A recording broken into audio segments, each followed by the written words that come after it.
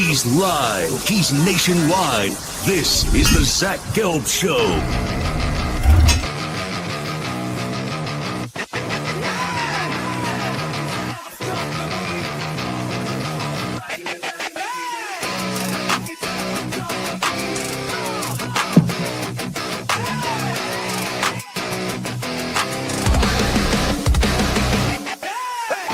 Here's your host, Zach Gelb. Live from the Play Show, yet not overly ostentatious studios of 365 Sports here on beautiful Long Island. Welcome on in to what is a Monday edition of the Zach Gelb Show right here on 365 Sports. You could always give me a follow in the good old cesspool of Twitter or on Instagram where I'm straight flexing at Zach Gelb. That's ZACHGELB. Or you can get at me on TikTok at the Zach Gelb Show. And if you're watching us live right now on YouTube, subscribe to our 365 Sports page. Or if you are consuming us after the show does end and you're listening to us in podcast form or you're watching the archive version on YouTube, whenever you're done watching our clips, whenever you're done watching our videos, youtube.com/@ 365 Sports YT. Subscribe. Away we go. Hope everyone had a very good weekend, and we get things rocking and rolling on this Monday. We take you up until 4 p.m. Eastern time as the Zach Gelb Show is live here on 365 Sports. Weekdays from 2 to 4 p.m. Eastern, 1 to 3 p.m. Central Time. Garrett Ross is back in our Waco, Texas studios. And we'll start off with what is the biggest news of the day. Don't worry, we'll get into Jerome Tang and his firing. We'll get into that fight between Providence and St. John's. We'll do a little pressure cooker on the SEC, the Big Ten, the Big 12, and the ACC for this upcoming football season. And the franchise tag window does commence tomorrow. So we'll take a look at some people that could be getting the tag coming up tomorrow, as soon as tomorrow. But let's start off with some NFL news. Tyreek Hill earlier this morning, it was announced that he was going to get released by the Miami Dolphins. I am not surprised whatsoever. Tyreek Hill was really done with the Dolphins before the season started. If you recall a year ago, when the season ended in Miami, he basically made it clear that that was going to be his final season with the Dolphins. He was setting up his way after a loss in the postseason. It was after the regular season, I believe. He was basically talking negatively about the organization and how his future wasn't going to be in Miami. And he went through this dramatic song and dance that Tyreek Hill did go through. And then last year at the Super Bowl, he's walking around and basically doing the mea culpa tour of all mea culpa tours, where it's, I apologize. I want to stay in Miami. I was just frustrated. And it was basically like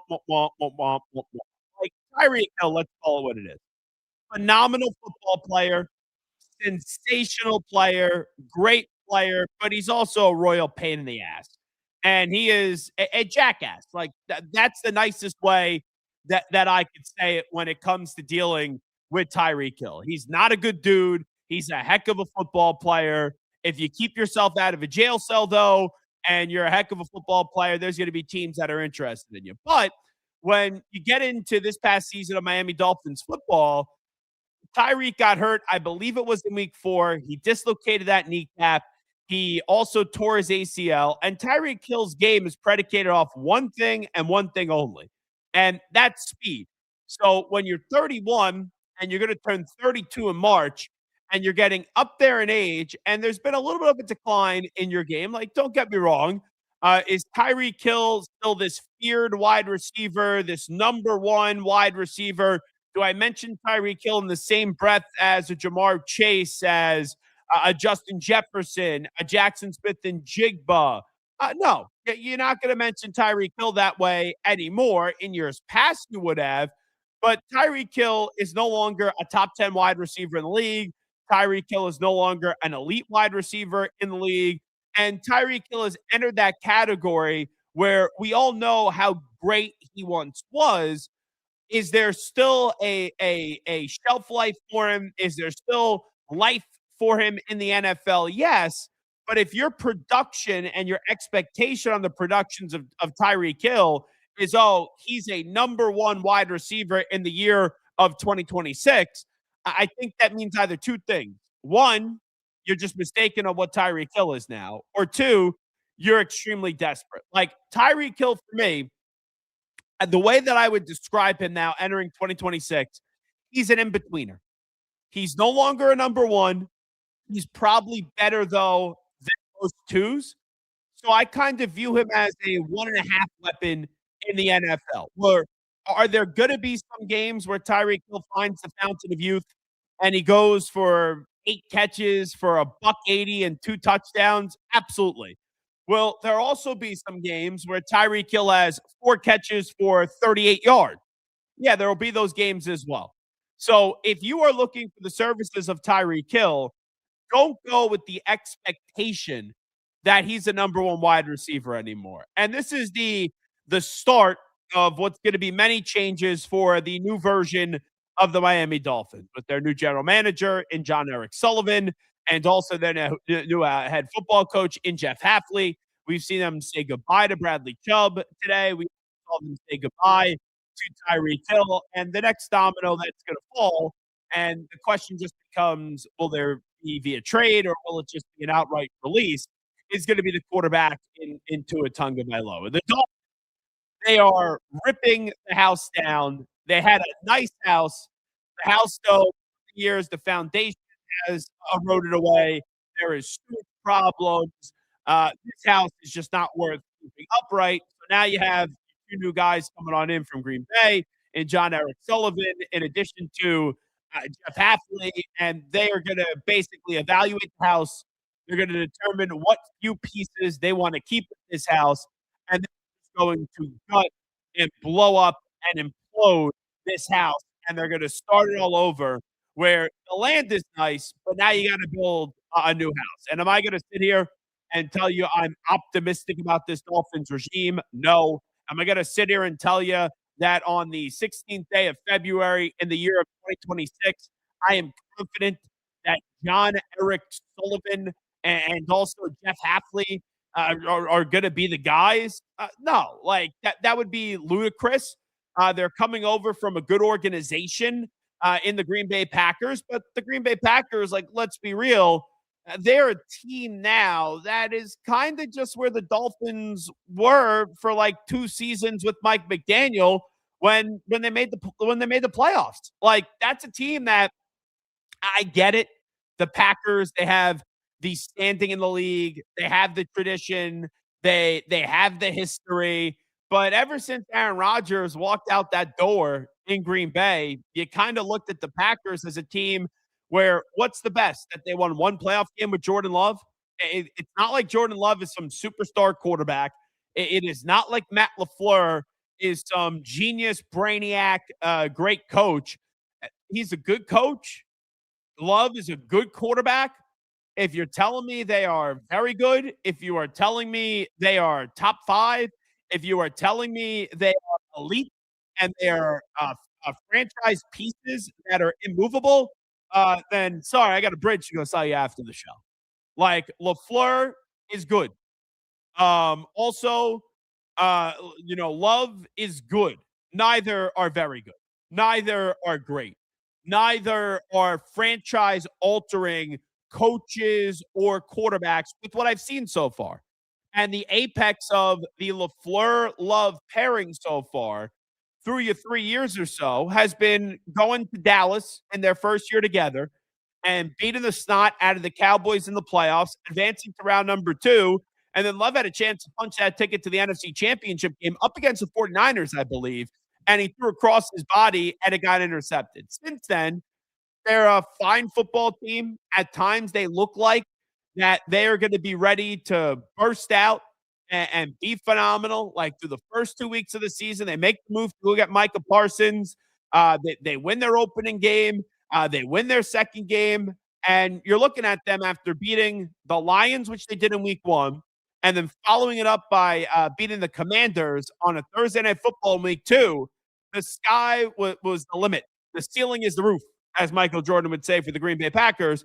And what did the Packers do the rest of the way? They lost in the wild card round. They blew a game. They gagged a game away up against the Bears. And the year prior, they lost the playoff game to the Philadelphia Eagles.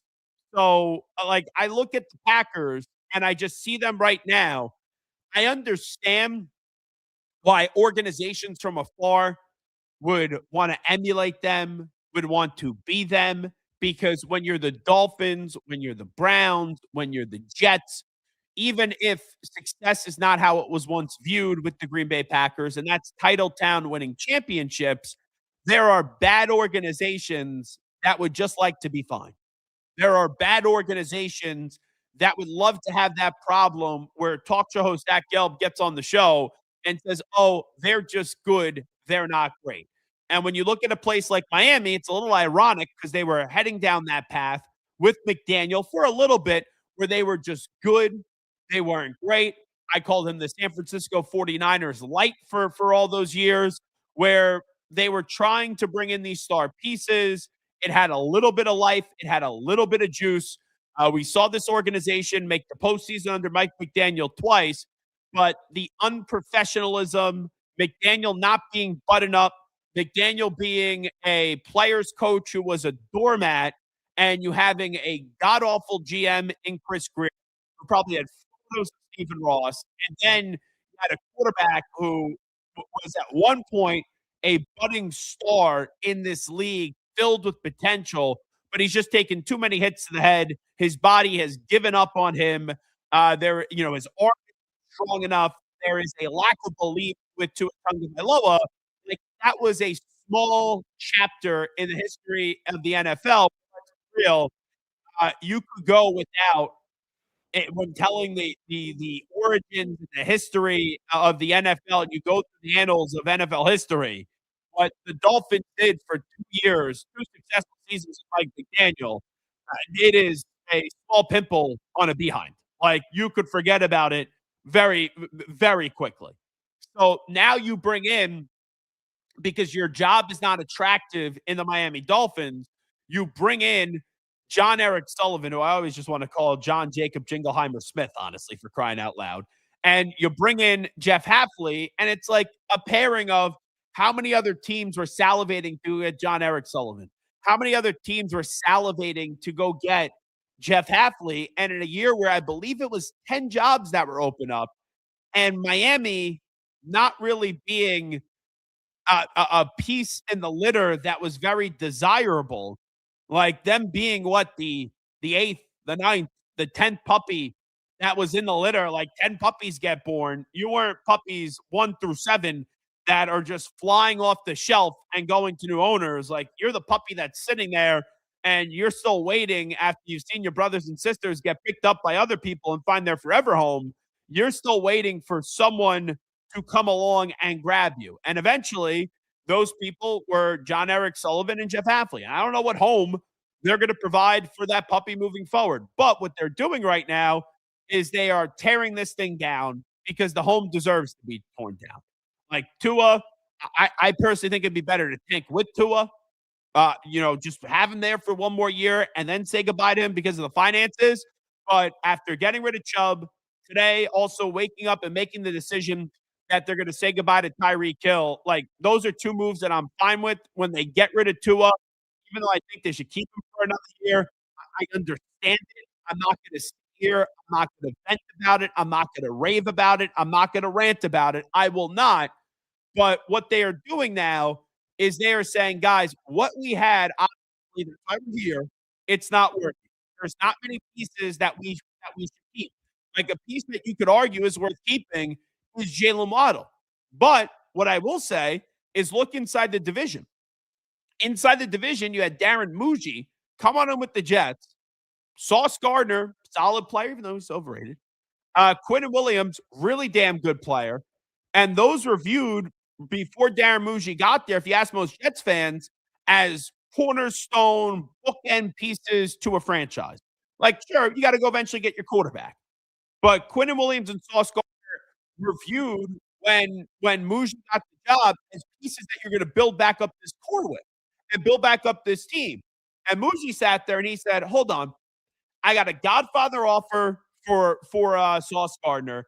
I could get something back, obviously, at least the first round pick back for Quinn Williams.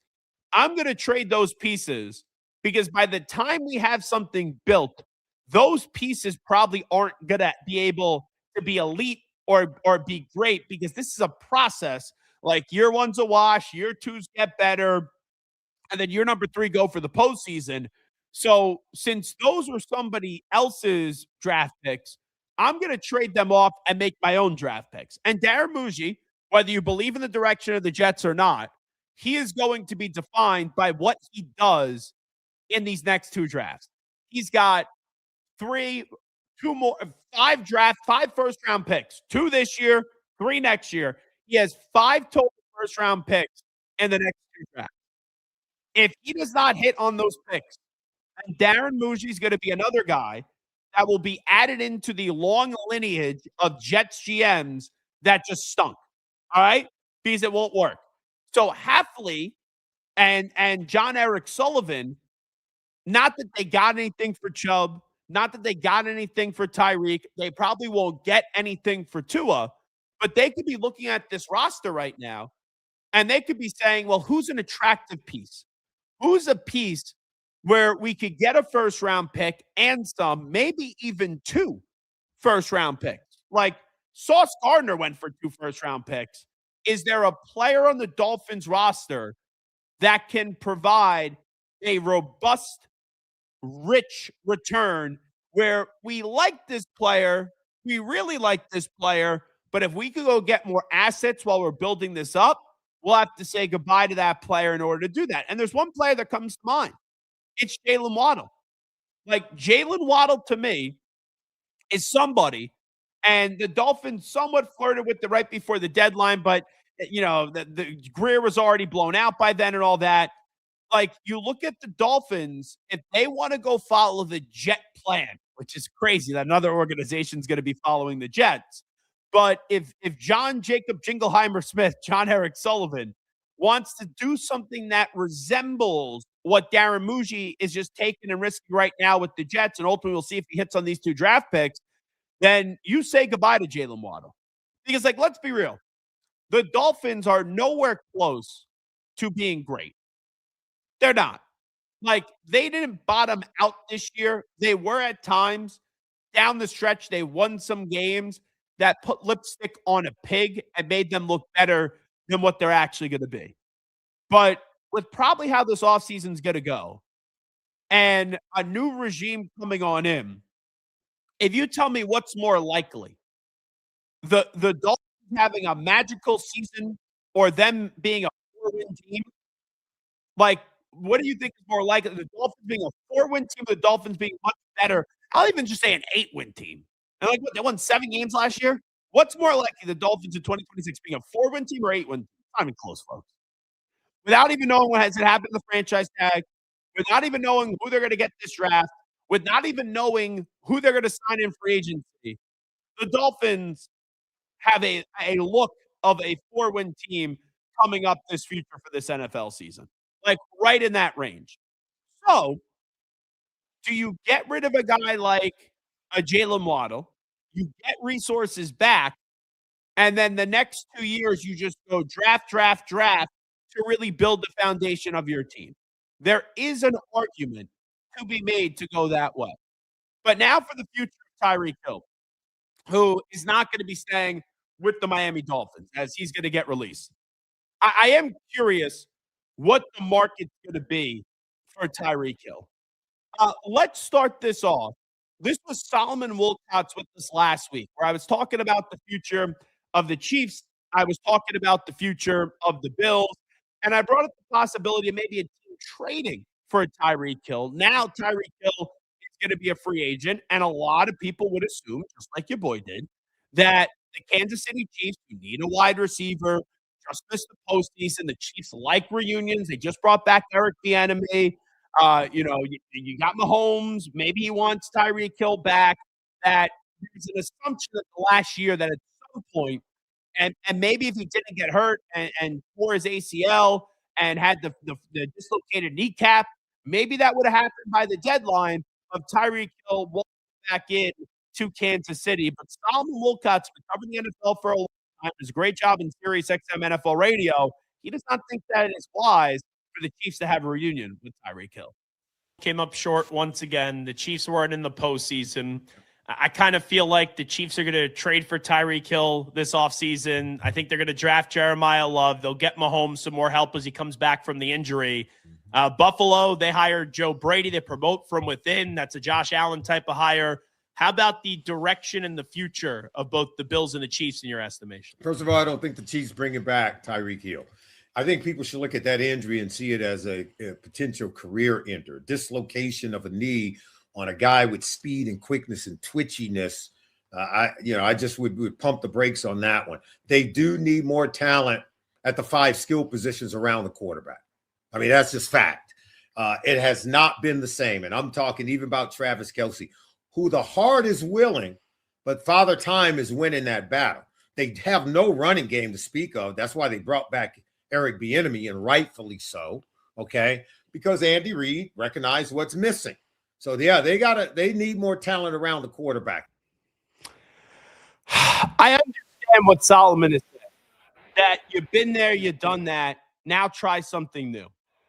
But when the Chiefs just brought back Eric Bieniemy this offseason to run their offense and basically wave goodbye to Matt Nagy, Patrick Mahomes is coming off an ACL injury.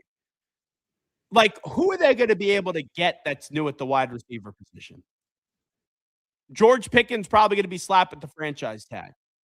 Do you maybe bring in a Mike Evans, who is older, but we know he's going to hit the free agency market or is expected to hit the free agency market?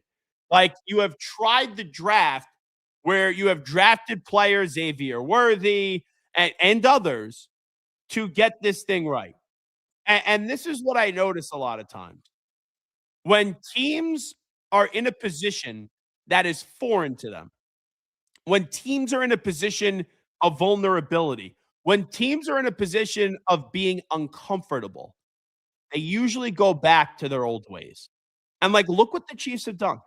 This offseason, they just brought back Eric Bieniemy to try to get this Chiefs offense moving back in the right direction, because the last 4 years, have they been to 3 Super Bowls in 4 seasons? Yes. Have they won back-to-back championships and lost in the Super Bowl, then missed the playoffs? Yes. But during that 4-year stretch, we all said at times, that Chiefs offense doesn't look that good. Like, that Chiefs offense has had some struggles. That Chiefs offense isn't what we remember it being. And it wasn't always just because they missed Eric Bieniemy. Heck, Eric Bieniemy, he left Kansas City in 2022. He's with the Commanders. That only lasted a season. Then was at UCLA. He was just at with the Bears the last last season. So is Bieniemy going to be able to walk in there, and is he going to be able to wave a magic wand and fix everything? No. But you're bringing back someone that Mahomes has a relationship with. You're bringing back someone that Mahomes trusts.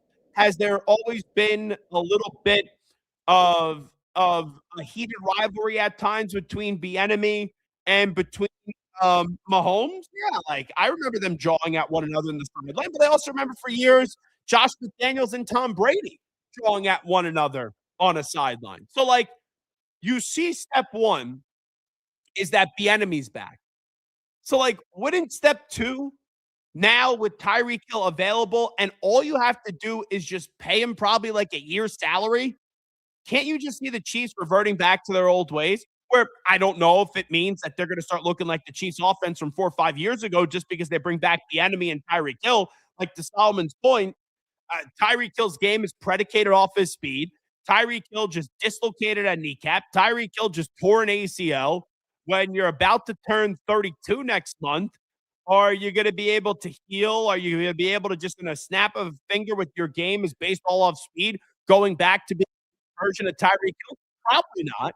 But can you be an in-betweener where at times you show flashes of being a one, flashes of finding the fountain of youth, and then at other times you look like a number 2 just because you're getting up there in age? Like, yeah, as long as Tyreek Hill's not being a pain in the ass teammate, doing despicable things off the field and being a jackass, which those things I can't control, and things that he's done multiple times in his career, I do think that if you bring the football player Tyreek Hill in, he could be more of a positive than a negative to the Kansas City Chiefs. Now, Does it mean that they're going to be going to the Super Bowl?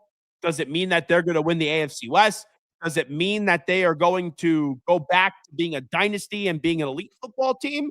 No, it doesn't. But do I think bringing in Tyreek Hill for that organization, for that team, for that offensive coordinator with that quarterback, do I think it could work?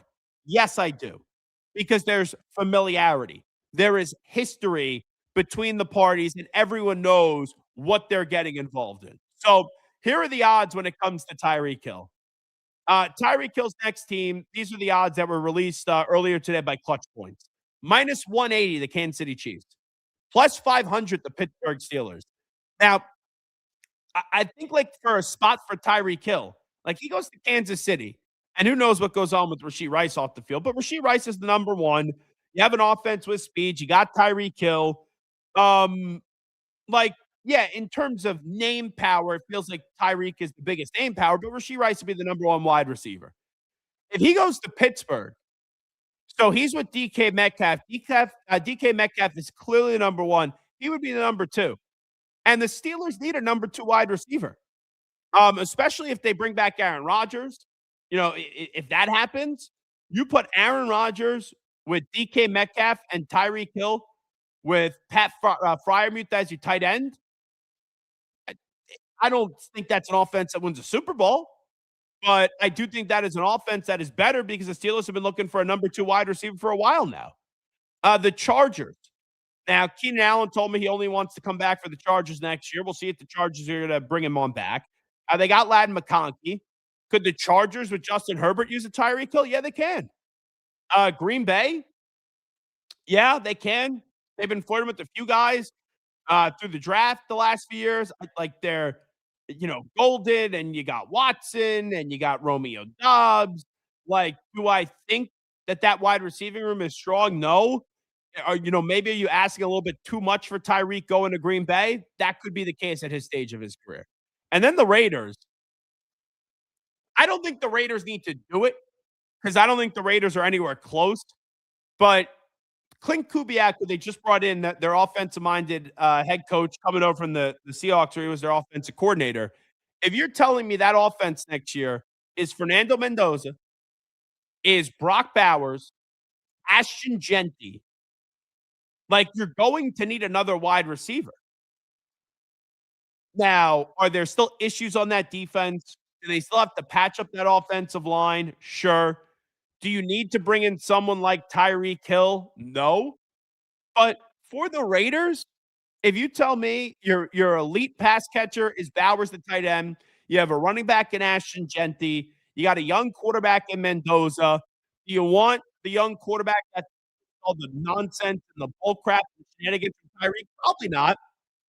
But if it's on a one-year deal, if Tyreek is a fool off the field or if he's a jackass on the field, you just get rid of him. So, like, I don't think the market is going to be rich. I don't think the market's going to be robust for Tyreek. There will be some resemblance of a market. But when I sit here and you say, Zach, what do you think the most likely outcome is? It's going to be him going back to Kansas City. Like, the Chiefs now, they're in an uncomfortable spot. They're in a spot that's been foreign to them for the last decade. They just missed the postseason. They know that they have an all-time great quarterback in Patrick Mahomes, who's coming off an ACL injury. So what's a move they make this offseason? Let's bring back the enemy. He's comfortable with the enemy. Can't you just see them then bringing back Tyreek Hill, or even if he's not the same player, even if the injury never fully recovers from this, even if he's not able to get back to that elite speed that he show, it's a player that Mahomes is comfortable with. And that's why ultimately I think Tyreek will want to go back there. And I think the Chiefs are going to want him back there too. And if you're Tyreek, who he won one Super Bowl there, then the organization got rid of him and they traded him to Miami and they ended up winning 2 Super Bowls without him. Doesn't there have to be some regret that if you're Tyreek Hill, like, aren't you going to want to try to right that wrong where you could have been associated with this Chiefs dynasty? Sure, you're there for the beginning stages, you're there for the early chapters, but when the meat of the book really gets going, you get into the meat of the book and the middle portion of the book, you're gone. Their offense did take a hit, but they still won 2 Super Bowls without you. So, like, I know Tyreek is a weird cat, and he's a weird dude, and he's not a good guy, and he's as selfish can be.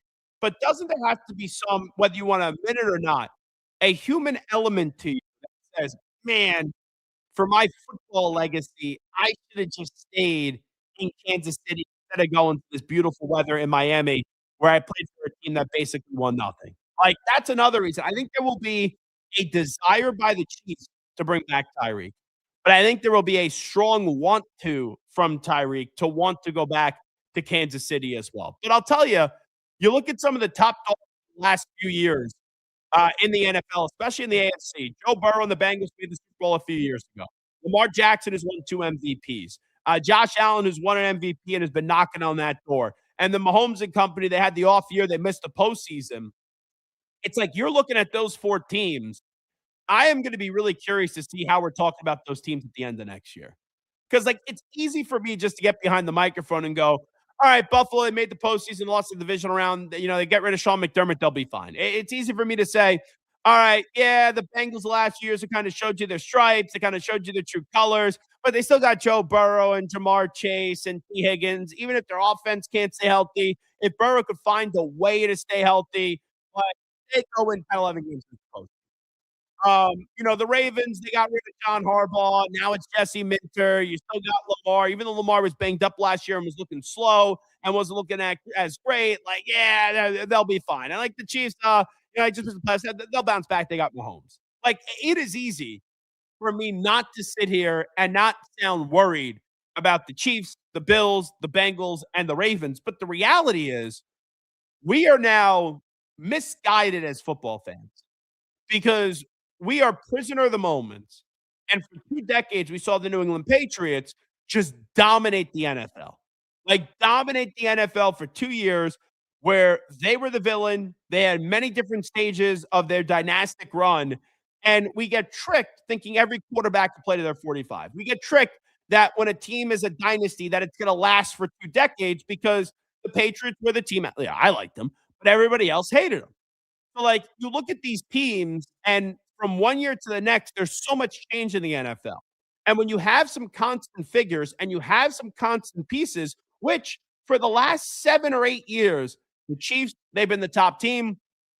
The Bills have been a huge storyline. The Ravens have been a big storyline. And the Bengals have been a big storyline.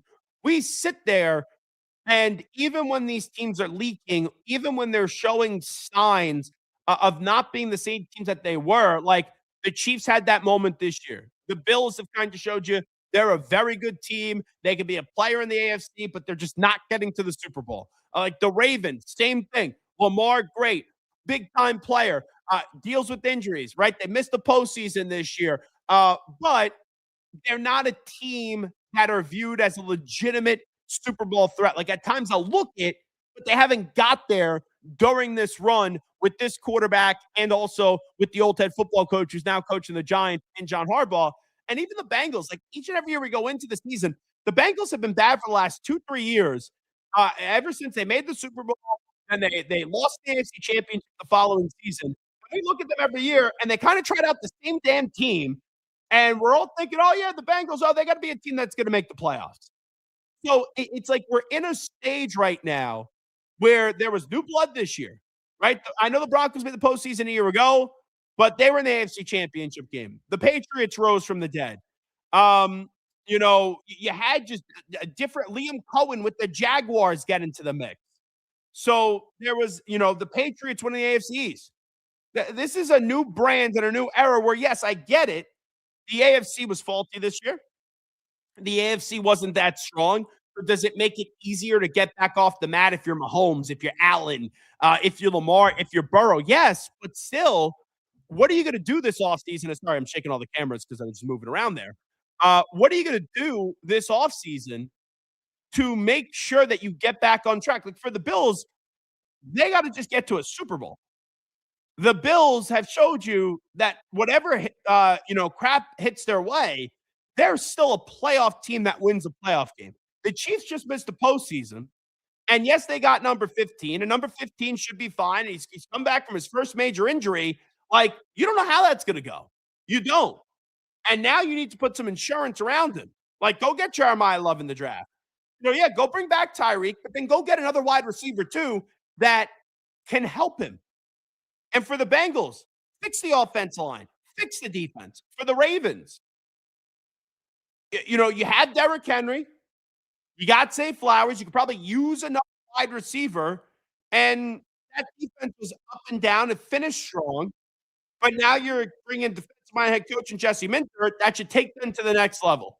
So those 4 teams that they all have history, they all have great quarterbacks, they all also had struggles to different degrees. I'm really curious how those 4 are going to be able to bounce back. The Bills losing the second round this year, the Chiefs missing the playoffs, the Ravens missing the playoffs, and then the Bengals missing the playoffs as well. Zach Gelb here with you on 365 Sports. We'll take a time out when we come on back. Jerome Tang has been fired as the head basketball coach at Kansas State. Was it deserved? And how about the way and the reasoning why Kansas State is firing Jerome Tang? And do they really have much of a case? And is that going to hold up to try to prevent him from making the $18 million that he's owed? We'll come on back. We'll talk about that next. Zach Gelb here with you on 365 Sports. What I love most about playing basketball is the competition. I really just like being shifty, mastering hesitation moves, changing direction, building chemistry with new teammates. If you're not having fun while you're playing, there's no point in playing the game. You know what to do. Escape Basic. Pair of Thieves quick dry underwear. It wicks away sweat and helps keep you dry. You looking forward to fishing season? Overwhelmed by your inbox? Clean Email is here to help. Organize, clean, and manage your emails with powerful automation tools. Say goodbye to spam and clutter and enjoy a stress-free inbox. Try Clean Email today at cleanemail.com. I'm here to work out with you. We did not put this little cookie cutter program together. I'm in there with you, sweating, yelling, doing the damn thing. Transform by Core Home Fitness. A secret, I travel internationally every year. I struggle with insomnia both at home and especially in hotels. This was life-changing. It's called Fly Kit. My favorite aspect of the Fly Kit is it tells you when to sleep.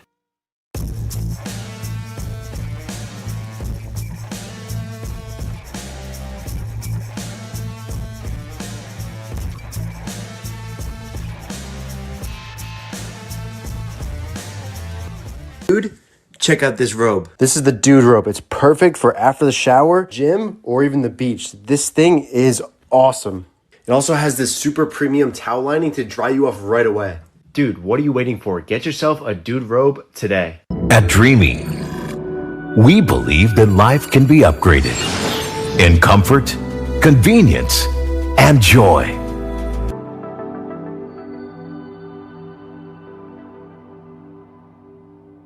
He's live. He's nationwide. This is the Zach Gelb Show.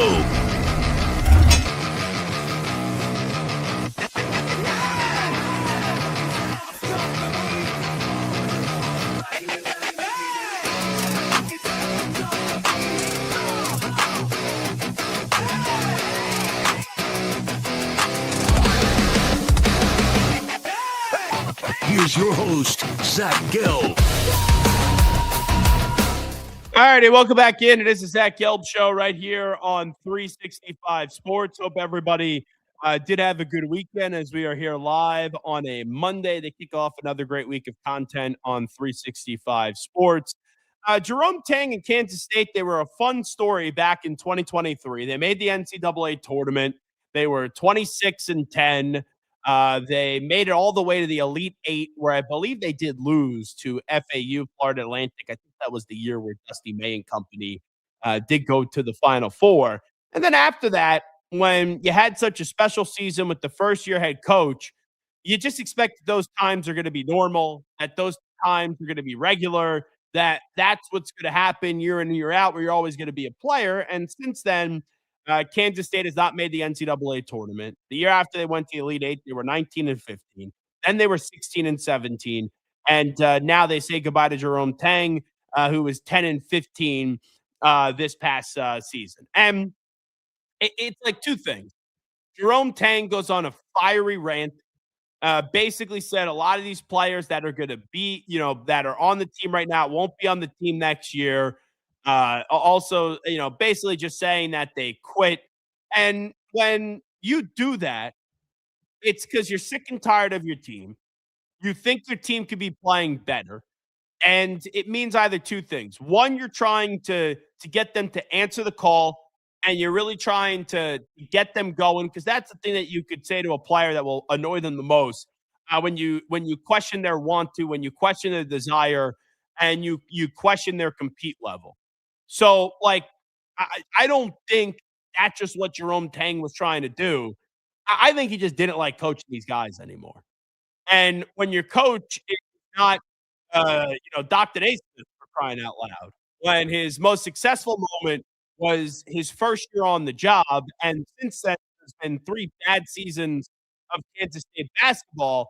Kansas State knows that, hey, it's going to cost them $18 million to get rid of their coach, so they're looking for a reason to fire him. And after the Cincinnati game, and this was on Wednesday, where they lost 91-62. They had a game since where they did play number 3 Houston, and they ended up losing 78-64 to fall to 1-11 in Big 12 play, to fall to 10-15 on the season. But this was after the Cincinnati game on Wednesday night. This is Jerome Tang just shredding his team. It's about 2 minutes, but it's well worth watching if you haven't seen it yet. Here's the now former coach of Kansas State, and Jerome Tang, who was fired the other day. Hey, I'm gonna honor Christ like I always do. Blessed to do this, but this was embarrassing. These dudes do not deserve to wear this uniform. There will be very few of them in it next year. I'm embarrassed for the university. I'm embarrassed for our fans, our student section. It is just ridiculous. We got practice at 6 a.m. tomorrow morning, and we will get this thing right. I have no answer, no words. So y'all got 2 questions. So whoever want to ask 2 questions, I'll answer them to the best of my ability right now. But right now, I'm like pissed, and this is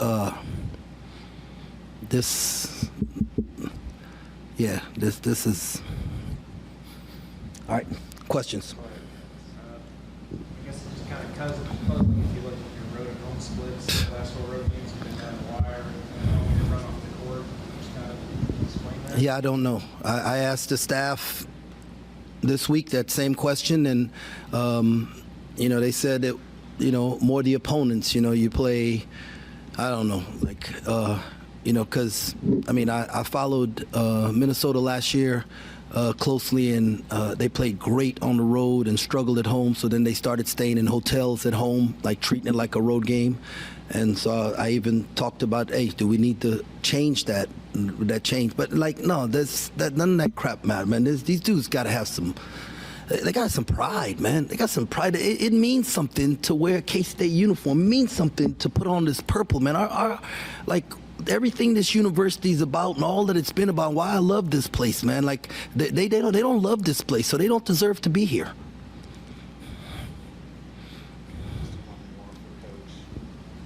Just what did you make of the student section with paper bags on their heads? Yeah, I'd wear a paper bag too if I was them. Thanks a lot, fellas. God bless. So that is the 5 rankings. They were projected to be 9th out of 16 teams in the conference. With that being said, though, they have 1 win in Big 12 play right now. I don't know about you, Garrett, because I saw this reaction on media. People are shredding Jerome Tang. Do that, take accountability. He's just going after his players. I get it, right? As a coach, you gotta wear it. But when you have 1 conference win and you think you have, I'm not saying a talent to be a great team, but they should be better than having 1 conference win, and you see a loss that is that decisive and it's that crazy up against Cincinnati, where you lose 91-62, and it's not like Cincinnati is going to do anything great this year in college basketball. They're 14-12 right now, Cincinnati, and Wes Miller has his own issues. So when you're going up against a team that is in punching range of you, that is kind of similar, but a little bit better than you this year, the score should not be that decisive. And I kind of understood what Jerome Tang was doing, as players are playing with no pride. Many of them don't deserve to wear the uniform. Like, is it everyone's cup of tea? No. But do I think it's like bloody murder what he did? Absolutely not. No, I think that's just like frustration's finally building to a point that they overflowed. We saw this last year, right, with Rick Pitino. He went completely off in a very similar fashion, and nothing came of it. You know what? St. John started playing better. I think this was kind of like the breaking point where if you go back and look, the wins haven't been there.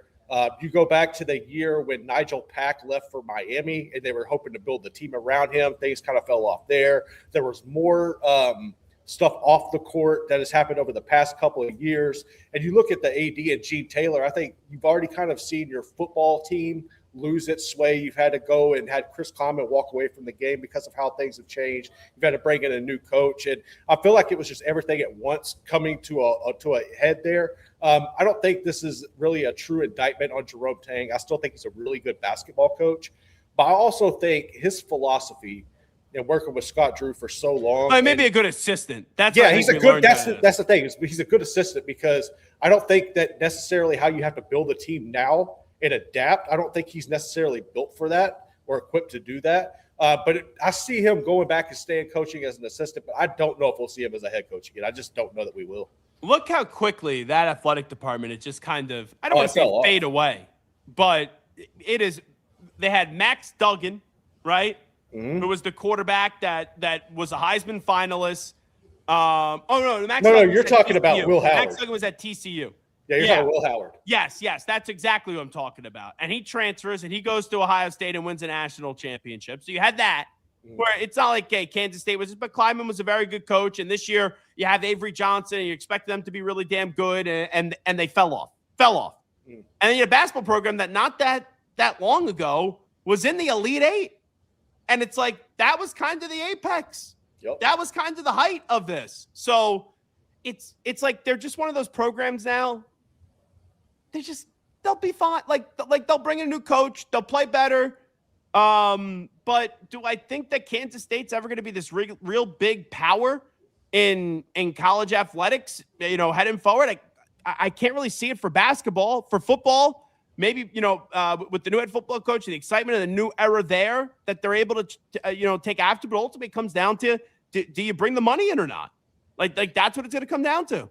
That's the biggest question right now is, do they have the big donors to step in and compete? And when you look at basketball, I mean, things just got a lot more difficult when you bring in Arizona and you have Houston and you see all these other teams that are continuing to struggle. But as far as football goes, you should be able to contend there. You should hope that Chris Kleiman comes back and reunites the donors that want to throw in the money there. But there's no reason for Kansas State in the Big 12. Well, Colin Klein's now. Yeah, that's what I'm saying. Especially on football, there's no reason they shouldn't be consistently competing for the Big 12 title year in and year out. Basketball, though, I think they're in a weird situation where the depth has just gotten so much better. It's going to be more of a tougher task to get back up there and compete regularly. But we saw Frank Martin come in and do it. You've seen Tank have some success. You can win at Kansas State. It's just, can you find the right backing and the pieces to put it all together right now? And I don't know if they can. Well, the big name out there is the coach at St. Louis, Josh Ertz. Everyone's sitting there and they're saying, this guy is supposed to be the next big basketball coach. Like Dusty May was in the mix for a while now at Michigan. Pat Kelsey was in the mix for a bigger job. Like he goes to Louisville. There have been some guys through the years that have been big names to watch, big names to monitor. And now it's Josh Ertz over at St. Louis. If I'm a guy like that and I could have my pick of the litter, are you really going and running and taking the basketball job at Kansas State? Like that's a job that is opened up, but Garrett, I think from a basketball perspective, it's not a job that is going to be very desirable in this next hiring cycle. No, it's one where I think if you're a young coach and you want to cut your teeth against some of the best coaches in the nation, and you want to play against some really good teams night in and night out, then it's one you definitely take. But if you're going in there and looking at like establishing something and becoming like the Indiana of basketball, I don't think you can do it there. I just don't. Well, like if I'm a coach that is young, up and coming, and people are saying I could be that next great coach, I got to imagine I'm not saying Kansas State's a bad job. No. But I got to imagine if I'm the coach at St. Louis that I'm going to be able to, like, I see his name was just thrown everywhere right away. I got to imagine another job's going to open up in this cycle. And like once one opens, that opens up the floodgates. Like look at what happened in college football. All these teams then started, firing coaches left and right. In college basketball, football, it's not crazy to fire a coach in season. There's only so many games. Basketball, the coach usually does get the season. Right. But I just don't think Kansas State's going to be one of those jobs where you're going to be able to get the guy, that's coaching St. Louis right now. But let me play you Gene Taylor. That's the AD at Kansas State. He the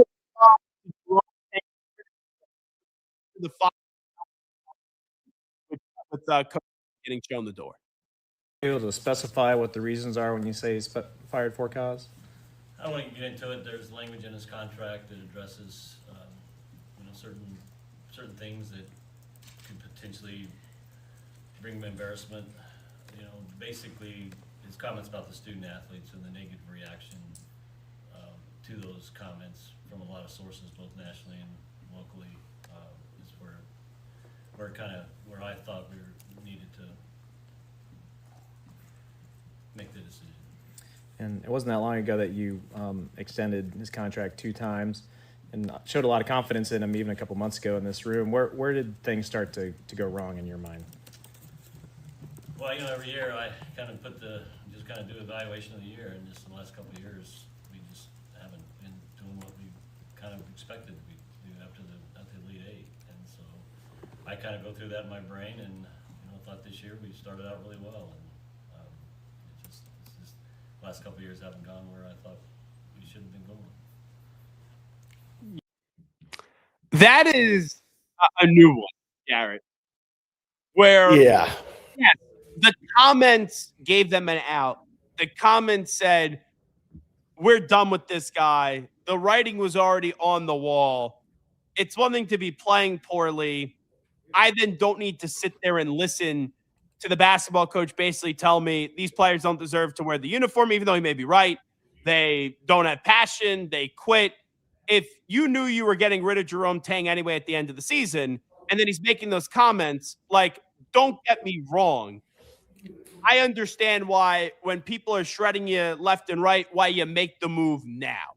If you knew you were going to move off of him and you go, I don't want to deal for the next 3 weeks, these press conferences, they're going to be this, go out swinging. Everyone's entitled to do it their way when you become the head honcho until they tell you no longer. But like the way that they have crafted it up, where this is what this tells me. There's 18 million reasons why they're looking for a reason to get rid of him. And they found one of those reasons because they owe him $18 million. And to try to tell me 2 + 2 = 4 here, and the 4 cause that you're using is, he violated the terms of his contract because of the way that he represented the program while talking to the press. I don't know in the court of law what that does. I don't know the exact way that the contract is written, but when you read it, it's like it's ambiguous enough where that's a creative spin where even though I don't think it should hold up, even though what I think Jerome Tang did wasn't crazy, and Kansas State has every right to get rid of him, but that's going to cost you $18 million in Kansas State's mind. It's like, nice swing, nice attempt.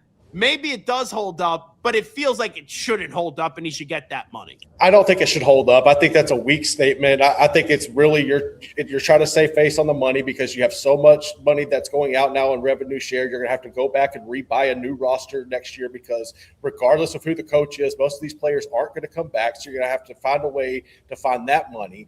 What he said was not wrong. It was frustration.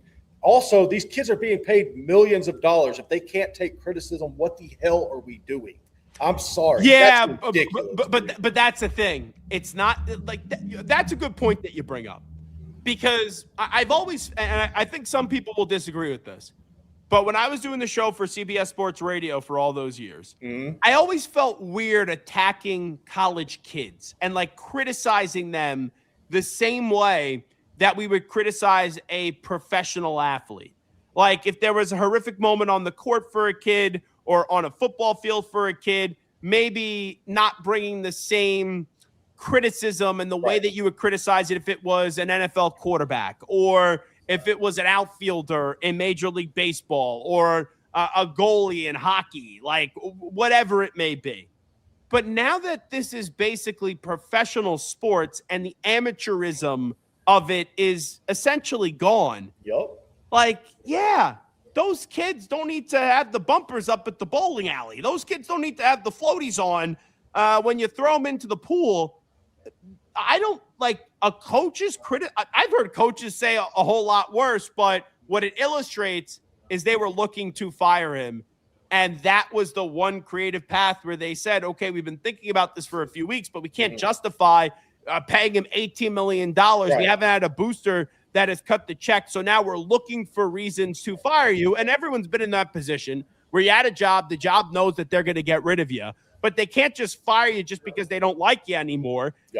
They want to try to cut you and screw you out of your money. So they're going to be on you like a hawk. But the way that this is being used, like, oh, the national media outrage has been so great about this. Like, actually, where does anyone actually give a flying flip about Kansas State basketball in the national media? What? Because like Michael Wilbon or Tony Kornheiser went on PTI and they talked about it for a minute, or other national shows talked about it for a little bit. It's not like this was preventing the growth of Kansas State athletics. And it's a creative way.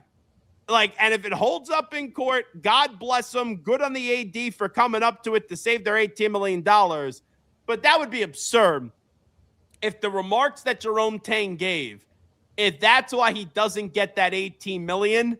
But who knows? We've seen crazier things happen before in college sports, but that would be some spin cycle by a college athletic department. And then what happens? Anytime a coach opens up his mouth and goes after his team, that the coach then can get fired for cause? Like, how do you then try to motivate your team? Sometimes you got to do it through the press.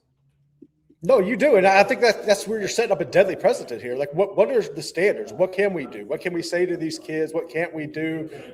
Do we have to cater to them at all times? I think at the end of the day, they're going to go to court. I think this will end up in court, and I think they're going to come out with some sort of settlement. There's Mike, no and this way. is the start to meet in the middle. Yeah, I think this is somewhere they end up paying him out. Like, I don't know what the numbers. If I was Jerome Tang, unless if he looked at that contract, unless if he looks at that contract and goes, maybe on a technicality they could get me, I would tell him to go bleep off. Yes. I would tell him to go bleep off and show me my money. Bring me my cash. Bring me my dinero. What?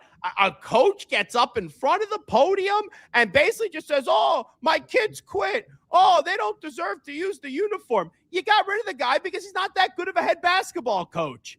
But like you mentioned Pitino earlier last year going after his players. What's the difference? Pitino wins. Jerome Tang doesn't win. You got fired. You fired him because the guy is a losing basketball coach. That's why you got rid of him.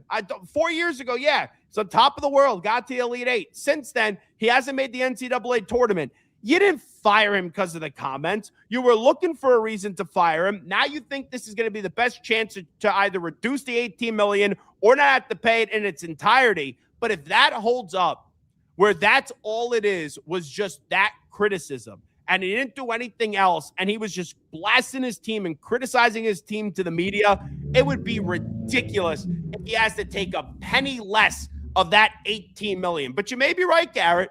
This may just start the settling, and Jerome Tang's just going to be like, all right, you're going to give me $10 million. Fine. I'll lose out on the $8 million, and I'll be okay and not have to deal with this headache. Yeah, I'm just, and hopefully, I hope he gets it all. Like, because I think he's fully in the right in this. I guess my mind is conditioned to all these NCAA lawsuits and people having to settle. Like, I can just kind of feel like that's where we're heading with this. But if I'm Jerome Tang, I want all my money because I think I did my end. I held up my end of the bargain. All right, let's do a little more college basketball here. The latest AP play Purdue tomorrow. I'm doing that game pre-app and post for Compass Media networks. Later in the week, I believe on Saturday, Michigan does play Duke. Right now, Michigan is ranked as the number 1 team in the country. Duke is ranked as number 3. Houston, the Cougars, have moved up all the way to the 2 spot. So the 1, 2, and 3 teams in the country right now, Michigan, Houston, and Duke. Arizona lost 2 games as of late. Obviously one was being to Kansas when Darren Peterson didn't play. The other just the other day up against Texas Tech. So that's 1, 2, 3, and 4. Michigan 1, Houston 2, Duke 3, Arizona 4. UConn 2 weeks ago did lose to St. John's. They're now back up a spot to number 5. Iowa State, who just beat Kansas 74-56. They are now the 6th-ranked team in the country. Purdue, who does play Michigan coming up tomorrow. They are up 6 spots. They're into the 7th spot. Kansas is the 8th team in the country. Nebraska is 9, and then Illinois is in at 10. So those are the top 10 teams in college basketball. I'll give you the rest of the top 25. Gonzaga is 25-2 on the year. Mark Few, all he does is win. 11 to the country. Florida, the reigning national champs, they are in at number 12. Texas Tech is in at number 13. They're up 3 spots after beating number 1, previously number 1 Arizona.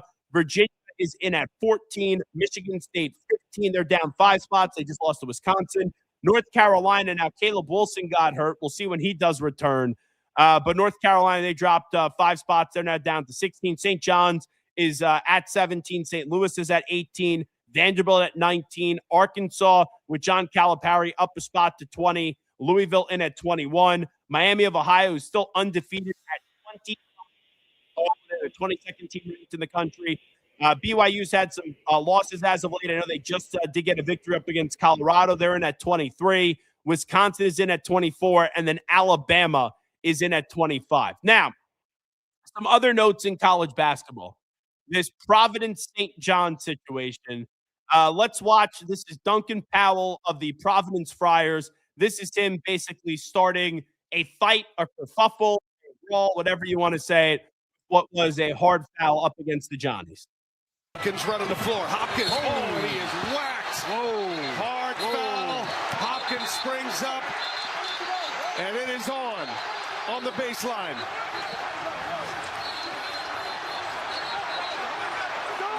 Powell just took a swing.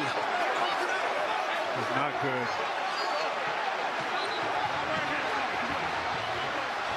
There were elbows flying everywhere. And this is going to take a while to unravel. We might get some ejections here. So that was the foul.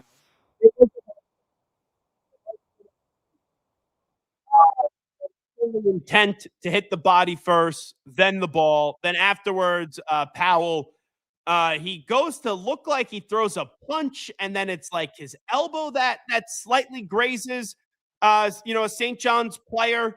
It looked like it was a whiff, if I'm just being honest. He ended up getting a 3-game total suspension. I think it was 1 for the fight, and then I believe it was the Big East or Providence. One of them stepped in. They said, we're going to give him an additional 2 games, so it's 3 total.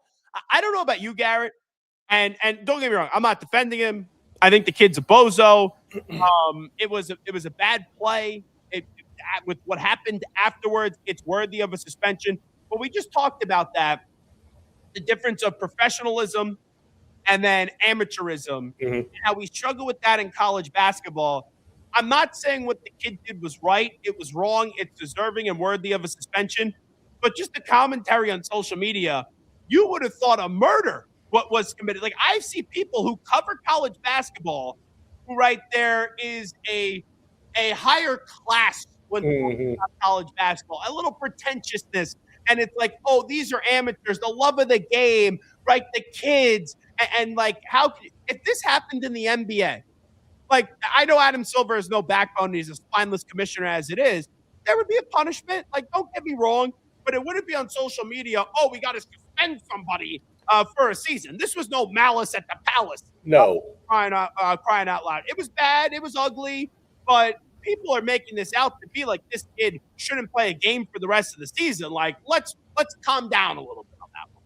I honestly thought it was kind of weak. Like, I mean, I get it. Like, he went up for a foul. Like, it was a flagrant, I guess. But all of that afterwards, like, I think you could even say, did he really throw a punch? Because to me, it looked like he was trying to get him in a headlock. Well, that elbow, Like, that elbow, he threw that elbow. Like, yes. I think at the end of the day, this is all blown up. Like, that was hardly anything. It was a little scuffle. This wasn't Kansas State with chairs flying a couple But of the years intent of the kid was not good. There was intent there, that definitely. But, like, people making it out like he should be, that's ignorant. Like, dude, come on. Suspend him a game, whatever. Like, I just think he does not. I think what they did is fair. I think a 3-game suspension is fair. That's fine. And there is something to it that they're kids. I know they're getting paid and all that. And like, if that happens in professional, it's like, oh wow, like, all right, that was cool, but it doesn't get blown into this big issue. For college basketball, this gets blown into a big issue. Duncan Powell, he was in the wrong.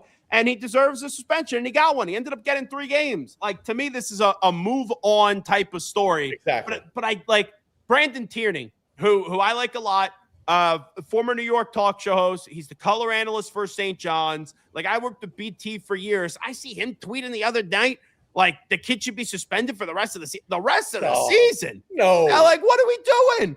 If that was a St. John's player, you would not be saying the rest of the season. There's no way in hell you would be saying that. But there is look at that and say that. There is something in college basketball where it's like, oh, that doesn't belong. Like, that's been the line from all these guys that, like, I'm not saying it does belong. That was wrong.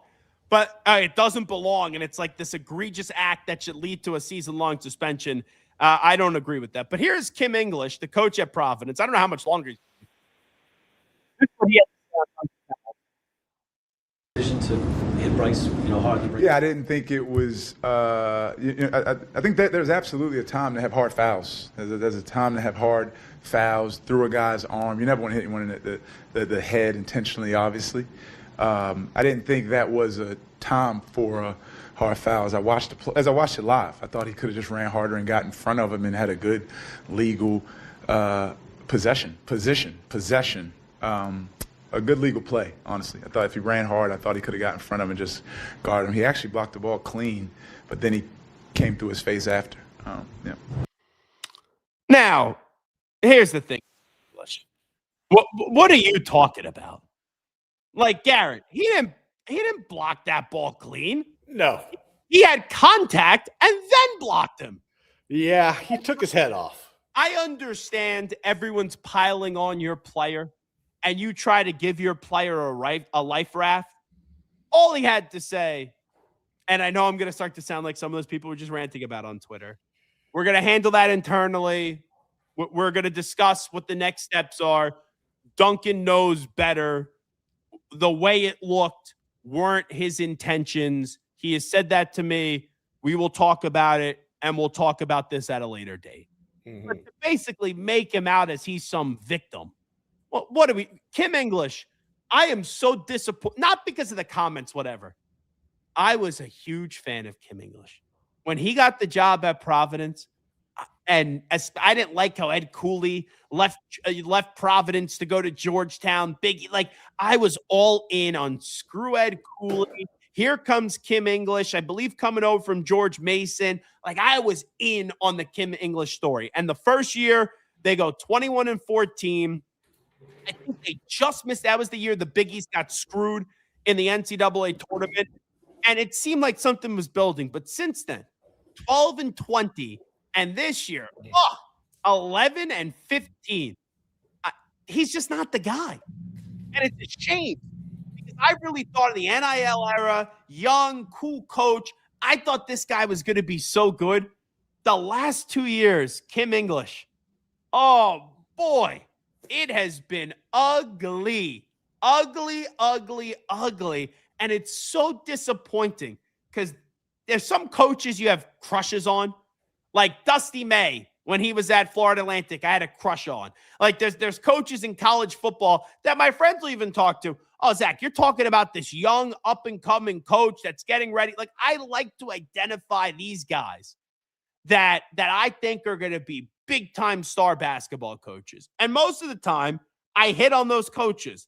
This was one that I will raise my hand, and I will say, not only did I get it wrong, I got it dead wrong. This guy, Kim English, he's just not that dude. He's just not that dude. And it's disappointing because that first year, and I watched this guy coach at the Garden and the intensity and the passion. Oh, it was sensational. Sensational. Do you remember the clip? I don't know if you do. Do you remember the one clip of the woman? It was one of the most bizarre press moments I've ever been to. There was a woman reporter at the Big East tournament that was like, I think she said, "Hey, coach," on Black Twitter, I think is the way that she worded it. I'm serious. She said this at the press conference, like something along those lines, or like on her algorithm. She was basically saying, people are talking about your coach, your looks coach. Like basically, like I'm in this press conference room at the Big East tournament, and there's this lady there who actually, she sat down next to me in the press room. She sat down next to me in the press room. I'm eating, I'm stuffing my face, getting ready to go watch a basketball game. And like, she's just talking to me. And I'm like, who is this lady? Like, she was weird. She was bizarre. It seemed like she was very clumsy. And then she like waltzed into the press conference room. And like, I'm sitting there. I'm like, what's wrong with this lady? And she picked up a microphone and she's like, "Hey, coach, on Twitter, people are talking about your appearance. You know, you're going viral. Like, what's your marital status?" Something along the line. Yeah, I'll get the I'm clip. gonna have to look this up, dude. I'll get you the clip, and I will send it to you, and we'll play it by the end of the show. And it was such a cringeworthy, awkward moment. And I want to say later that year, I saw Kim English at the NBA draft in Brooklyn. And I brought it up to him, and he would be like, "Yeah, that was something. That was weird. That was bizarre." But like, this was a coach that you just saw him on the sideline. He was presentable. He had great energy, great passion, and he was taking over for Ed Cooley. And Ed Cooley had a nasty ending, and he was easy to root for. And the first year, like, I know they got screwed out of the tourney. They win 20-plus games. And then the next 2 years, just bad after bad. And it's just, it's unfortunate when you see it go that way. What do you, like, you're up in that area. You covered the Big East. Like, what are the expectations at Providence now in this new era? Like, legitimately, what are the expectations? I think it's a fan base that is extreme. Like, those games are the fan base is phenomenal. Right. I don't think they look at themselves as a perennial national championship, but to be a team that goes into the Big East tournament and can create some noise. And Cooley made that program, right? Oh, he did. Cooley did a really good job. And then he stabbed him in the back at the end, because if you want to leave, you want to leave, but don't leave the way that Ed Cooley did. Don't lie. And don't like, for example, it was Chris Beard, right? Who left Texas Tech to go to Texas, and it was in conference. Oh, that was bad. Yeah. Like, that was bad. Now, Chris Beard had bigger problems, as it did eventually pan on out. But when you, like, leave in conference, Lane Kiffin, for example, I get it. LSU's a bigger job than Ole Miss, but you're in the college football playoff. Like, you wanted to – Ed Cooley coming back to Providence was nuts. Didn't Beard, before he got fired, had to go back to Texas Tech? No, so he coached against them, right? They coached against them in Austin and in Tech. Then he had the incident with his wife, and then he ended up at Ole Miss. Yes, but when he was the coach of Texas when he walked back into Texas Tech and Lubbock, right? Yes. Like I remember that fan reaction. Yeah, they were lined up for Now, different scenario. LeBron, the first time he went back to Cleveland after the whole I'm going to take my talents to South Beach.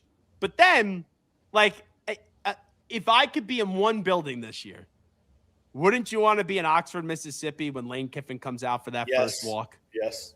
Like, there's just certain moments. And I was, as someone that was more drawn to the Providence story, I was eating the cheese. I was taking all the bait. I was like, yeah, F. Ed Cooley, Kim English is the man. Oh, they won 20 games the first year with that Ed Cooley. I took all the bait. He's been a disaster. So, like, I don't think, like, the Providence fans are crazy, strong, good, passionate fans. Right. Do I think they're expecting to win the Big East every year? No. Do I think that they're expecting to go win a national championship? No. But like a year like this where the Big East is not that strong, sure, you got UConn. Sure, you got St. John's. But there's a lot of teams having bad seasons this year in the Big East, and you can't even have some resemblance of being competitive. It shows you that they're going to need to bring in somebody else. All righty. Actually, let's get one more break. Reaction to the whole foul situation with Providence and St. John's. Here's Dalen Cuff, a longtime ESPN analyst. He was on the field of 68 talking about the whole brawl that did between Providence and the Johnnies. Well, that's the problem. This is loser stuff. That's what this embodied to me. It was you've battled back in this game. You're going to take a cheap shot, and everything he did after that point, causing the fight. But my issue with the institution afterwards, because they announced it right away. I think it was James Breeding said 31 is ejected before they reviewed anything. That was over the loudspeaker. At that moment, security walked that dude out. We are done with you.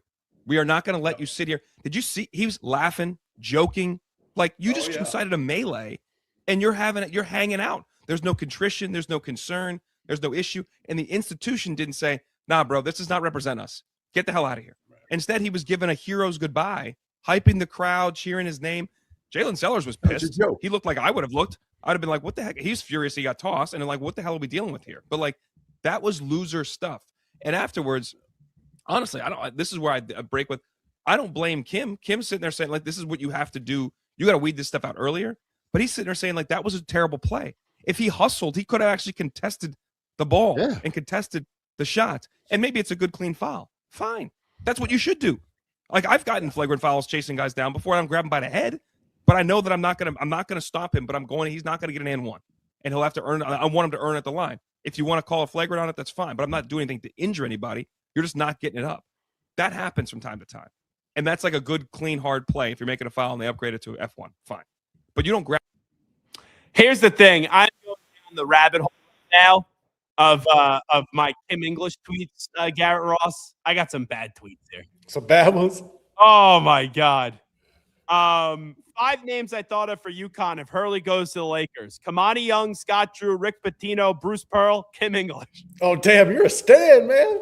Providence coach Kim English, this is March 14, 2024, is losing his mind over a foul call, got a technical. There's passionate coaches, and then there's Kim English. March 14, 2024, same game. This is after Providence won a game in the Big East tournament. Providence doesn't feel like Providence misses Ed Cooley at all. Kim English magic. What a game by Devin Carter. And then from that same game, I had procured the video of the crazy reporter asking about his marital status. We will take a break. You could download this off Twitter, right? I should. Yeah, send me the link and I'll do my magic. Okay. I found the video. Here is the John Fant. Out. Oh my God.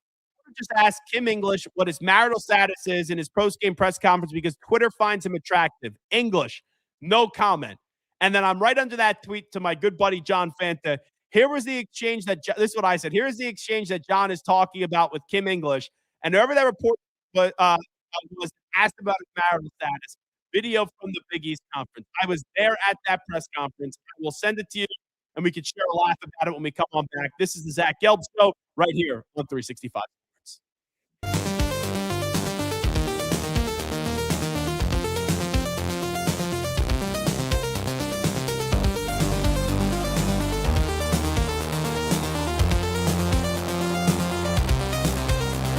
For the past 4 years, we have trusted Jackery to keep us powered while on the road. The Explorer 5000 Plus provides 5,040 watt hours of portable power. Pair it with the smart transfer switch to power your entire house off the Explorer 5000 Plus. I had a panic moment running my hands through my hair, and that's when I found Keeps. Keeps gave me the results that I was really looking for. I definitely felt a lot more confident once I saw my hair coming back. Keeps has given me the control of my hair back. Get your first month free at Keeps.com. Number 1, the best bang for your buck. Number 2, we put out educational content. Number 3, our customer service and sales team. Number 4, we work to ship all orders out same or next day. Number 5, reviews, let the games begin. Meet Beagle, your financial concierge. Find your old 401k. Discover your 401k hidden fees. Roll over and save thousands. Unlock your 401k and IRA. MeetBeagle.com.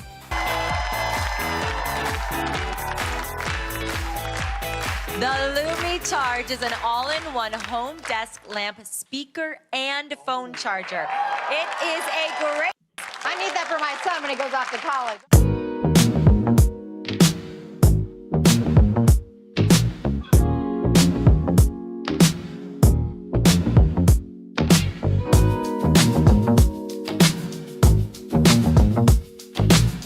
He's live. He's nationwide.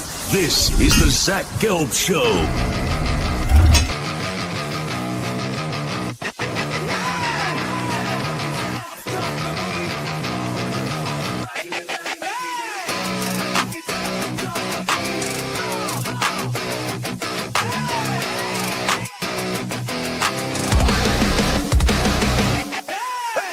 Here's your host, Zach Gelb.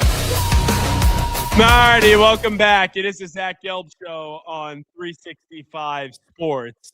Garrett Ross, have you been able to get that video? I have it. I have it ready, buddy. Okay, so let me just set this. So, Providence and how it's been ugly the last 2 years under Kim English. We saw the whole fight between St. John's and Providence, and it sparked this conversation of awkward press conference moments that I've been in.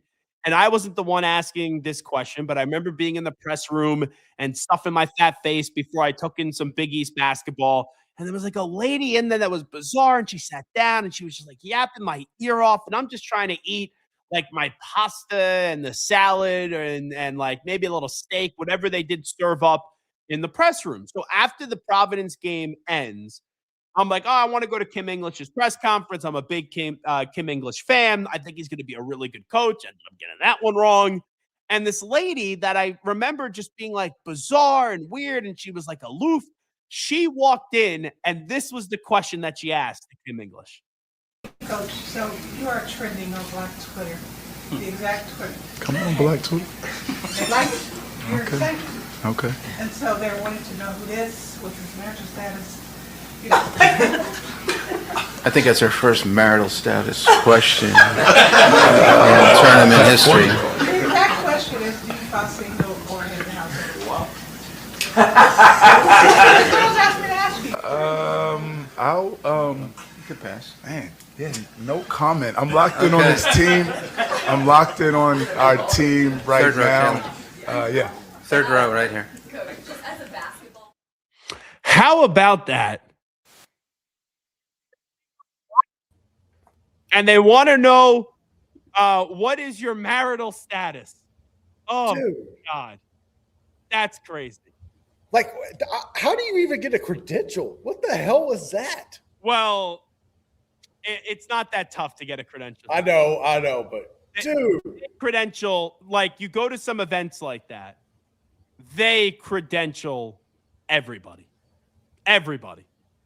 But that was that lady reporter at the Big East tournament, and I'll never forget it. She sat down next to me at that, before the press conference, before the game, and just like, look at the draw. They have all these tables out there, and I'm like a friendly fella. Like, I don't really want to talk to anyone when I'm in those settings, but like, I'll be a friendly fella. I'll sit down. I'll talk to you as I eat my food, and I'm sitting there. I go, what is wrong with this lady? Like, she seemed intoxicated. She did when she was sitting there. I don't know if she was, but she's like, if you would have told me she was like a homeless person outside of the streets on Penn Station, and she just walked into the press conference room, I would have believed it. And then the game happens. I forgot about this lady. And then I'm sitting there like a deer in headlights, first row at the press conference. And she comes walking in and sits right behind me. And she just blurts out like, Coach, you're trending on Black Twitter. And he's like, I am? Like, and they're like, they want to know, they're talking about your looks. and they want to talk about your marital status. Are you married? People want to know. Like, if you tell me that happens opening night at the Super Bowl, like where it's a clown show, yes. At the Big East tournament, though, like, it was funny. Don't get me wrong. I was laughing. I was like, what the F? And then now I'm laughing about it years later. But what a bizarre, and I mean bizarre moment. How early was this in the press conference? Like, were there people at least able to get some questions out about the game before that happened?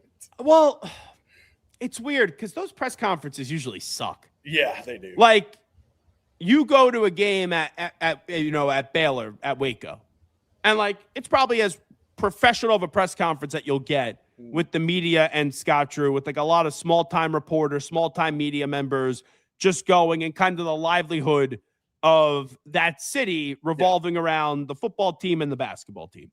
So like you're not going to get any of that fancy or like funky, fancy, obscure kind of questions. You go to like these conference tournaments, and I don't know if it's gotten worse just with the era of media that we're in, where everyone's trying to make a name out of themselves, but it is not a crazy stretch when you're in one of those press conferences to have someone that is there that shouldn't be there. Right. Yeah. And like, I'm not the judge, jury, and executioner. Like, I'm not the gatekeeper of like, oh, you should be allowed in the press conference or not. You have people that do their jobs and they credential who they credential. But when things like that happen, like, I can't say I'm shocked, but that one, yeah. Like, there's a lot of things you could ask a coach. And like, I'll never forget NBA Finals. There's a talk show host in Dallas. I think his name is Corby or something like that. Like, oh, yeah. I know what you're talking about. Funny guy. Yeah. Like, personality shtick. And he raised his hand. And like, in between games, it was Mavericks and Heat, 06, I believe.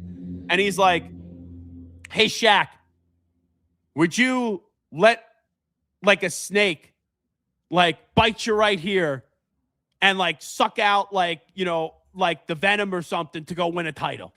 Like, and Shaq goes, no, but I would with your wife. Like, a moment like that. And the two of them, I've later found out the two of them have a relationship. Okay. So it's like Shaq knows the reporter, knows the talk show host, and it's very successful talk shows. I think it's a ticket in Dallas. Yeah, and they have a relationship, and like Shaq has gone on that guy's show since then. But like, to everyone else, it's like, whoa, what a moment. But like, that's like playful. When you're asking about someone's marital status, and I don't know what the marital status is of Kim English, but I'm going to assume that if he was married in that spot, he would have said, hey, I'm a taken man. I am a taken man. I have a beautiful wife, yada, yada, yada. But the fact that his answer was, yeah, no comment. And I get it. It's like an awkward moment. But, man, that was one wild, and I mean wild press conference. Yeah, so he is married to, and his wife's name is Jessica. So, yeah, he is When were they married? Does it tell you? It doesn't say. It says, but that interview was in March of 2024 is what I'm seeing. But, yeah, it doesn't say when they were married. But according to AI, it says he previously reported to be married to a woman named Jessica, with whom he's had a daughter named Selima. However, in March 24 interview, he declined. Oh, it actually comes up in AI what we're talking about. Yeah. Saying that he was locked in with the team. Jesus. So I guess he is married? I guess so. Jessica and Kim English it says at EA Bride Wedding, #Mizzou. This is on, this is from November 2nd, 2015. What a bizarre moment. Damn. Like, when he went home that night. Oh, it got weird. Don't you think his wife goes, hey, Black Twitter's talking about you. They want to know if you're married or not. You didn't say yes. Yeah. Could you imagine? Oh, she made his life a living hell at home that night. I know he did. And like, think about Kim English, right? It was his first year on the job. He gets asked that question. You get asked an uncomfortable question like that at a press conference. You're like, guys, we're at the Big East freaking tournament. Why is this getting asked? So I could see why he didn't give the best answer for his marriage. But, like, that's a moment that is crazy. Happens to be the highlight of the Kim English era at Providence. Damn, that's a shame, bro. Like, maybe beating Ed Cooley. But, like, that, after the first year, it is, as someone that was a Kim English supporter, they were not good in year number 2, and this year they are god-awful. And I would be surprised at this rate if he even gets a 4th year. Ooh, we'll see. Yeah, you we're expecting that on the show. I was not expecting that. Was a total curveball. No, all righty. Well, let's do this. We're going to take one more break. Come on back. We'll get into coach, player, team in college football, SEC, Big 10, Big 12, and ACC that are under some pressure, some big talking points as we are in the offseason cycle of college football. But before we do that, I'll get into our poll question as well when we come on back. Who's going to win more games this year? Who do you trust more this year? Is it Bill Belichick or is it Coach Prime and Deion Sanders? But let's entertain the masses here for another moment when we talk about wild press conferences. Garrett, let's cue up the Doug Gottlieb clip here. This is Doug Gottlieb over the weekend just shredding an official and also the conference for a way that one of his games did end. This is Doug Gottlieb, former talk show host, now a basketball coach, just absolutely going off and sounding off. I thought this was entertaining when I saw this on my timeline over the weekend. Curse. I was not demonstrative. I did not leave my box. All I said was, that's the same play as the other end. All we ask is that there's a fair game. That's what we ask. I need Donnie at the league and the new commissioner to explain to me the disparity in the officiating. I got no problem with their team, their staff. They played hard. The last play of the game, just to get the ball, they were grabbing us and holding us. Okay? And I understand. If you're not calling that, that's fine. You had the exact same play at both ends in the last play of the game. The exact same play. The exact same play. There was nothing that should have been called a technical foul. I know when I earned one. I did not earn one. Here's the thing, and I know Doug,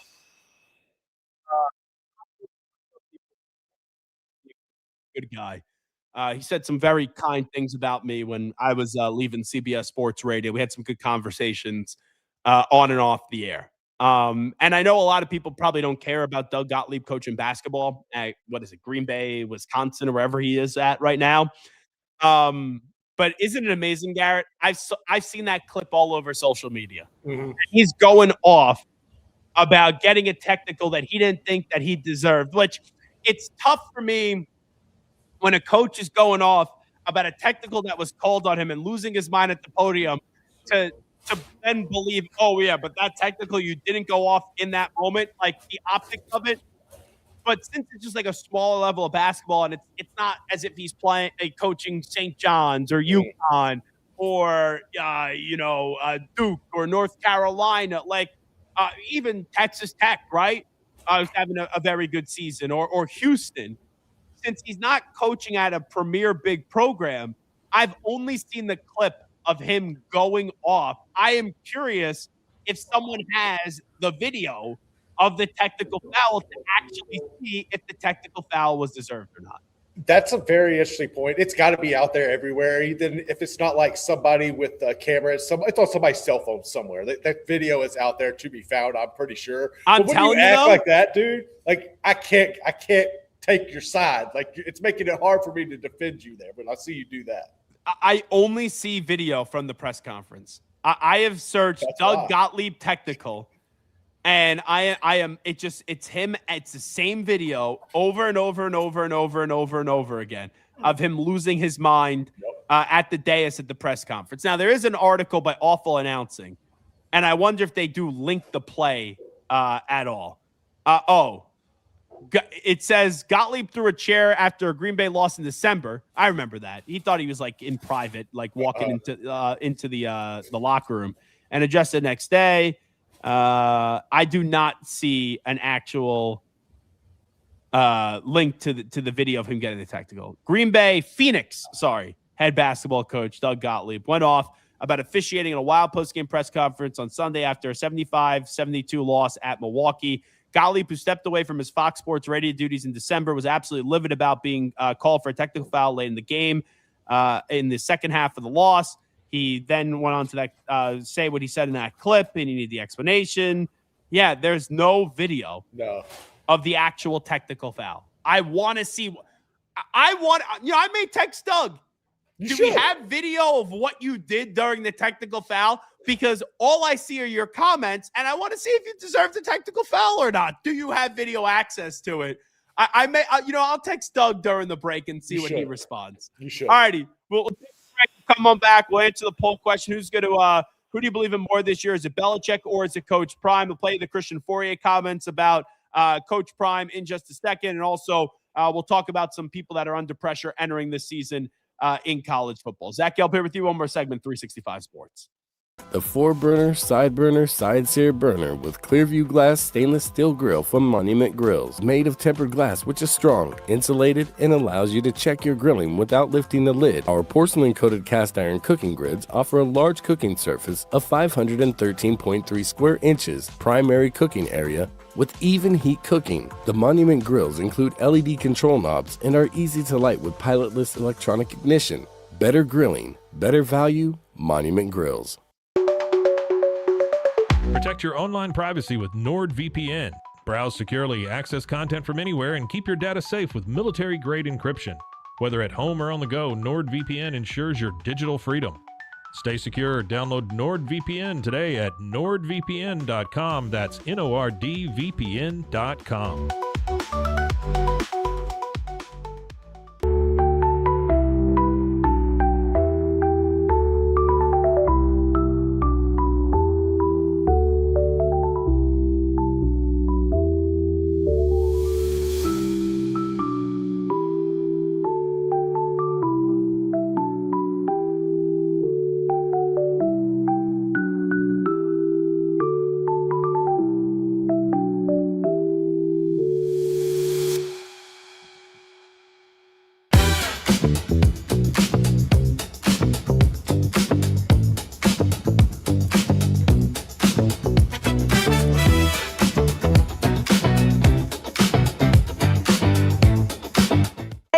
I'm Abby Domit, 2023 CrossFit Games athlete, and I use Airwave because it helps me breathe easier and stay more relaxed during my workouts. 1, 2, 3, 4. Very discreet. He's live. He's nationwide. This is the Zach Gelb Show.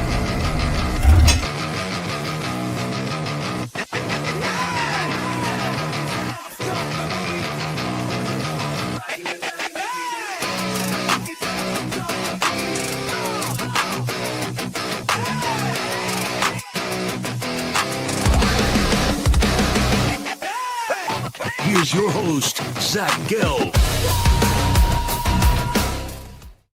All righty, welcome back in. Zach Gelb Show right here on 365 Sports. Let's get the results from the poll question today, and we will both give you an answer on this one. Hold on, he's still working on the poll question. Oh, gotcha. Okay. Well, he's still working on the poll question. We got like 10 minutes left to go, so we'll see the poll question results do come on back. But the poll question has to do with one Bill Belichick and Coach Prime. Who do you have more confidence in for this season in college football? Obviously, for Belichick, it was a bad year last year in year number one. For Coach Prime, he was very good 2 years ago, but then without Travis Hunter, without Shedeur Sanders, things did go in the other direction. I know we did this yesterday or last week, Garrett. We said at best for Colorado, if everything goes right, maybe they win 5 games next year. Yeah. You know, they're at Georgia Tech. They then have Weber State, Northwestern. They do play. Then they get into their schedule: Baylor, Texas Tech, Utah, Oklahoma State, Kansas State, Arizona State, Houston, Cincinnati, and UCF. You were saying what at best 5 wins, right? If memory serves me right. Yeah, it was about five max. How about UNC? Who Bobby Petrino is now going to be their offensive coordinator. I saw today they brought over the Western Carolina quarterback, Taron Dickens, who last year passed for 3,508 yards and 38 touchdowns. It's only 2 interceptions, but once again, he's playing at Western Carolina. Right. So who knows what that's going to amount to. In 3 seasons, he totaled 5,063 yards, 51 touchdowns, 5 interceptions, a completion percentage of 74% in his 3 seasons at Western Carolina. So we'll see what that does turn into. But hey, I guess you could say it could only go up from here for North Carolina. That's how bad it was a year ago. Yeah. But this is the North Carolina season this year, schedule this year. TCU to open up the season. Not good. That's a loss. Eastern Tennessee State, you should obviously be able to win that one. You then play Clemson, and then you play Notre Dame. Right out of the gate, 1-3. Yeah. And no one's going to be jumping for joy because you beat East Tennessee State. Belichick needs to get that at 2-2. He's got to find a way to just outcoach Sonny Dykes, Dabo Sweeney. I don't think it's going to be Marcus Freeman. After that, who no longer has Darian Mensah, Syracuse, Miami, UConn, who just lost their head football coach in Mora, and Jason Candle's now the head coach, Louisville, Virginia, and North Carolina State. Like, where do you sit there, Garrett, and tell me the wins are coming for North Carolina? I mean, it's going to be hard to come by, honestly. Like, I don't see him winning very many games. I really don't think that Bill Belichick's the right guy for that job, and I don't see it lasting much longer than this season. Well, you know who Bubba wanted? Bubba wanted John Summerall. Yeah, well, he should have wanted John Summerall. And John Summerall wanted the job 2 years ago. He wanted the job. Yeah, but also – But Booster stepped in, and they wanted Bill. Yeah. All right, just give me win or loss. You got to say just win or loss right now. All right. UNC, TCU, I think the game's being played in Germany. It's not in America. That's a loss. Okay. Eastern Tennessee State. Win. Okay. At Clemson. Loss. Notre Dame. Loss. At Pitt. Loss. At Duke. Loss. Syracuse.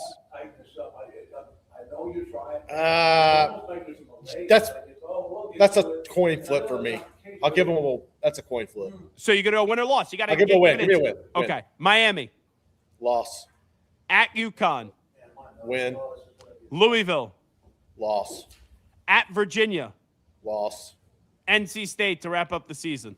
You're not beating them in a rivalry game. You know what? I went into this saying I probably would have thought Belichick would have a better season than Coach Prime. Not that Colorado's schedule is that great, but Georgia Tech. Is it Weber or Weber State? I never know how to say it. It's Weber State. It's Weber. I don't know why I always say Weber State. Georgia Tech, Weber State, Northwestern, then at Baylor, Texas Tech, Utah, Oklahoma State, Kansas State, Arizona State, Houston, Cincinnati, UCF. Oh, boy. Yeah, that ain't good. Who has more wins this year? Will it be Belichick or will it be Coach Prime? Damn. I think they have the same amount, honestly. I think they both. No, you know what? I'll give Dion. I'll give Dion the edge. Do we have the results for the poll question? Hold on. Just throw. I saw some up, and then who wins more games in the 2026 season? Prime and the Buffs or Belichick and the Tar Heels at UNC? 52% said UNC over Coach Prime at 48%. This was Christian Fourier with us last week. Now, he had a son that was at Colorado, and his son was basically shown the door. But Christian has since said that's not why he has this criticism. But this story has been everywhere, and it happened right here on 365 Sports. I woke up this morning. It was on Fox News. Like, it has gone to all realms of media, this conversation that we had with Christian Fourier right here on 365 Sports. Listen up. Direction of your alma mater with Colorado. Deion Sanders, the first 2 years, it was fun. Last year, without Shador and Travis Hunter, it didn't work out well. Was that what happened a year ago? Was that as good as it's ever going to get for Colorado with Coach Prime? Well, see, you don't have enough time for me to get into that. See that helmet right there? It's some of my best memories of my life. I'll just put it this way, because I don't have time to get. I'm just not a fan of the coach. I'm not. I'll never be a fan of the coach. I love the school, and this isn't me picking on Deion Sanders, because I pick on Joe Gibbs. The worst coach I've ever had was Joe Gibbs. So me picking on Deion Sanders is nothing. I just don't like the way he coaches football. I don't think he's very bright. I don't think he can manage a game. I think there's a lot of flash, but I think there's no substance. and he's got a lot of people like brainwashed. And, we'll see. We'll see what he can do. But I'm not a fan of him. Not a fan of his coaching style, not a fan of his messaging. There's a lot of things, internally that I know about that I'm not a fan of. And it's just not worth my energy to sit there and follow it and then go back and forth with the Emperor Has No Clothes crowd that support him regardless of how stupid he is sometimes.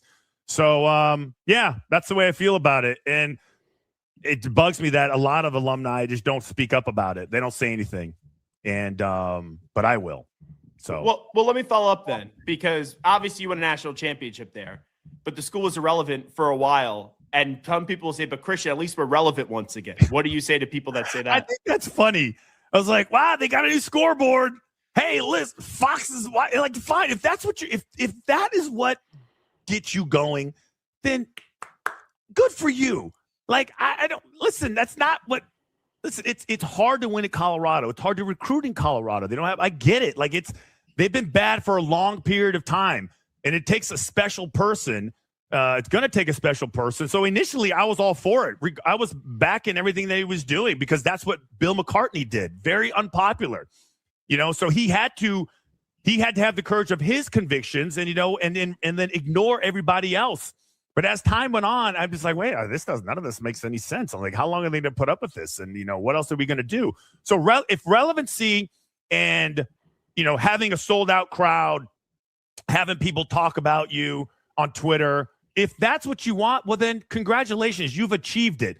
But I just don't know, like, is that the end goal? Just to be relevant, to have a new scoreboard, to have, have people talking about you? Or do you want to win games?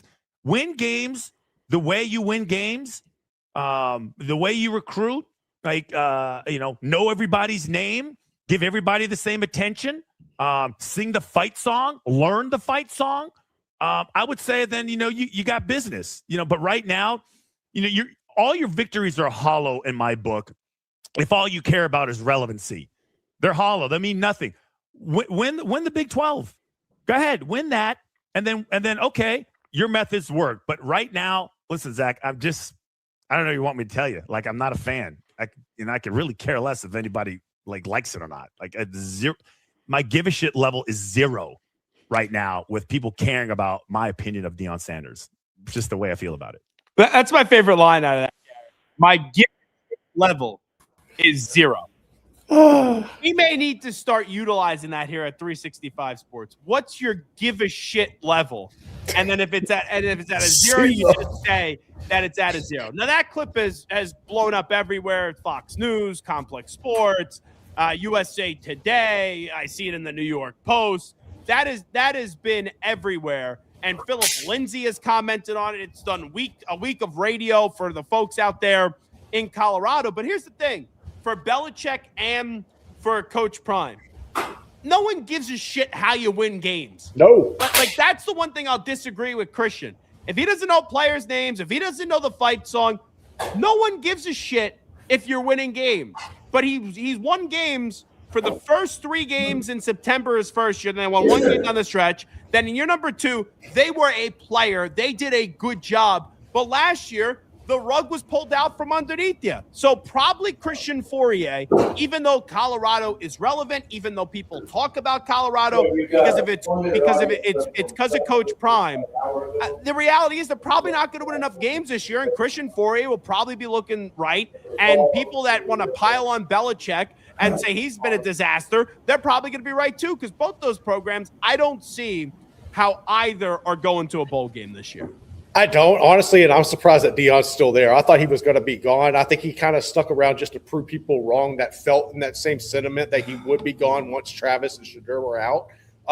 But to me, it's just the same thing. I've covered this when they were doing the same exact thing in high school. It's the same playbook. It's the same philosophy. It's the same mentality, and it's run its course, and it's not going to work. You're not going to win a Big 12 championship there. No, he's not. But it worked at Jackson State. Like he that's totally different. No, it's totally different. But he won games at Jackson State. So I understand why a program like Colorado that was practically dead I brings don't in blame a him doing coach it. like Deion Sanders. But where I also get what Christian's saying, the idea that you can't criticize him, the idea that everyone gives him a pass. And don't get me wrong, he went through some enormous health issues. It's remarkable how he is still like able to coach with some of the horrible things that he had to go through. And I'm hoping that all the best from a health standpoint for Coach Prime. But it is weird that like Fourier is the first guy to really speak up and speak out. That is a Colorado guy. Yeah. And it's going to get spun. Oh, well, he got rid of your son. So I understand how that's going to get spun. But what Christian really said, maybe I could deal with like, I could deal with that. He's like, he's an idiot. He's not a smart coach. I could deal with that stuff.